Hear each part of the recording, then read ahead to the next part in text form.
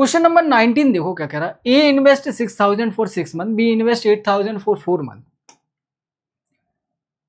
6,000 for 6 month, 8,000 for 4 month. Find the profit sharing. Profit sharing का ratio बताना, बिल्कुल आसान सी चीजें बता देंगे। कोई दिक्कत है किसी को? आप बोलो सर कोई दिक्कत नहीं है। देखो सबसे पहले तो 6,000 और 8,000 में 3 जीरो कॉमन है, काट लो, काट ली।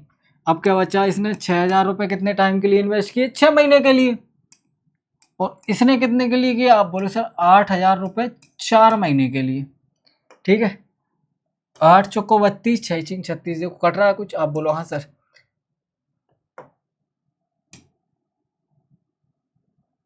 यहाँ से 2, 1 यहाँ से 2 बचेगा 9, 4 कट जाएगा 4 से, 9:8 आ रहा है। ठीक है,